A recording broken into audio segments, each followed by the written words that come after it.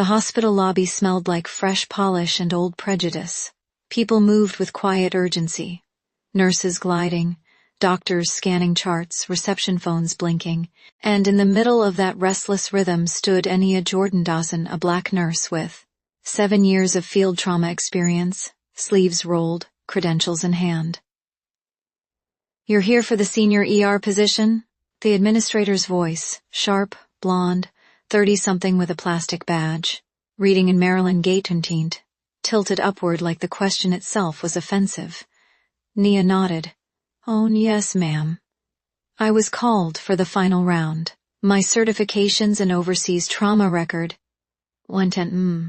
Marilyn interrupted, her smile barely stretching.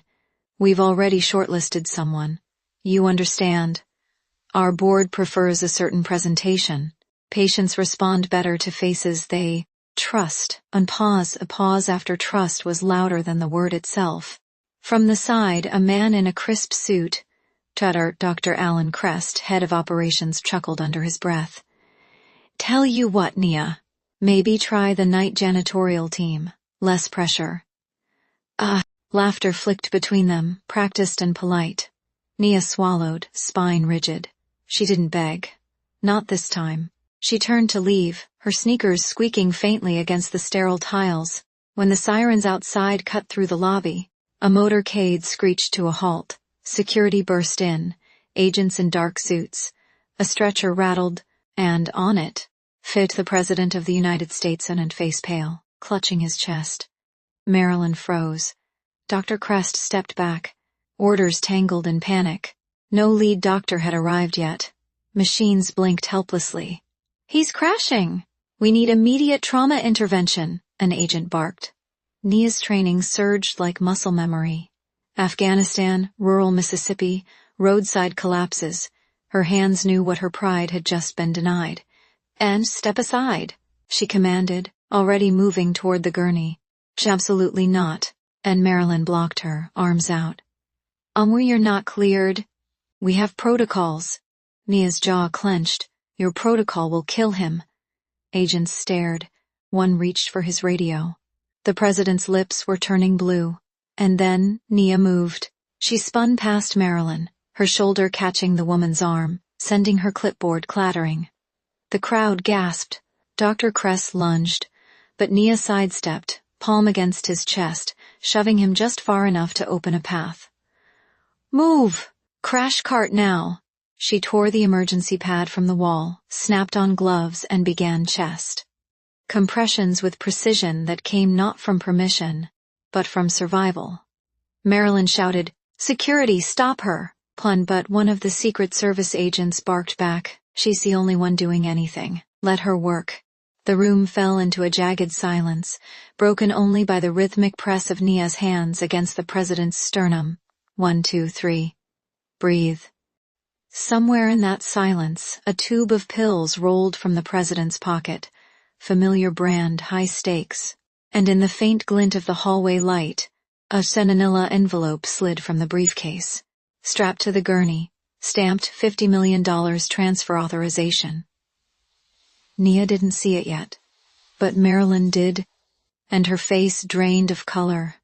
The beep of the heart monitor faltered, one long trembling note that sliced through the chaos like a blade. Nia pressed harder, sweat streaking her brow, her forearms trembling under the force. "Come on, come back," she muttered, more to herself than to him. The President's eyelids fluttered. Behind her, Marilyn hissed, "You'll lose your license for this," and Nia spun, one gloved, hand still poised above the President's chest, the other snapping up to block Marilyn's shove. A sharp kick to the side sent the rolling chair clattering between them. The crowd gasped. "And my license isn't what's dying, Marilyn. He is." Dr. Crest lunged from the side, fist clumsy, born of panic more than strength. Nia caught his wrist mid-air, twisted, and sent him stumbling against the nurse's station. A tray of scalpels rattled to the floor. "Security!" Marilyn shrieked. But the Secret Service agent, broad-shouldered, earpiece glinting, stepped between them instead. "She's saving him." You two are obstructing care. Step back, or I'll cuff you both. The envelope, still lying against the stretcher, caught Nia's eye now. The bold black stamp, $50 million. It wasn't cash inside. It was worse, an authorization slip, a signed directive, and a digital key for a fund labeled Emergency Relief. Private allocation. A transfer that could change hospitals, cities, entire communities. And it was addressed to the very hospital that had just turned her away. "Why is this here?" she whispered. Marilyn's face twitched. Dr. Crest tried to stand straighter. "And confidential hospital funding," assent, he snapped. "But none of your concern. And 50 million is everyone's concern when you're choking a city dry and hiring your friends." And Nia fired back. The president coughed, a sharp, wheezing gasp. His eyes opened just enough to catch hers, weak, fading, but aware. "You saved me? Trying to?" she said. He blinked, gaze darting to the envelope now in her gloved hand, and his voice, raspy, halting, cut through the room. That money was meant to open clinics, not to fill their pockets. The agents froze. Marilyn's lips went chalk white. Dr. Crest took a half step back, hand twitching near his tie. The president's finger rose slightly, shaking. "Who stopped you?" And Nia's voice didn't rise. "It didn't need to. They denied me the job you created, Mr. President. They mocked me. They told me patients trust different faces." Silence settled like frost. Then the president, straining against the mask, managed a single order: hire her, freeze their accounts. The room detonated with motion. Agents surged, phones rang. Marilyn lunged for the envelope. Nia sidestepped, her elbow catching Marilyn's square in the shoulder with a controlled strike that sent her sprawling across the vinyl floor. Dr. Crest bolted for the door. A guard intercepted, pinning him with a swift arm lock. The lobby, moments ago a shrine to quiet superiority, now roared with reckoning. Cameras flashed.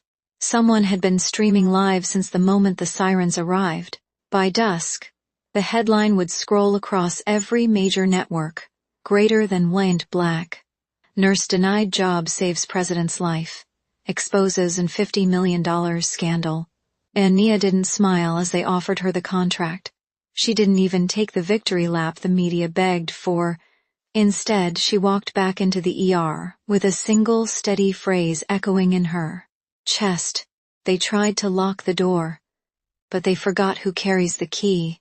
Next time someone tells you that you don't belong, remember, it's often the locked rooms that fear your footsteps.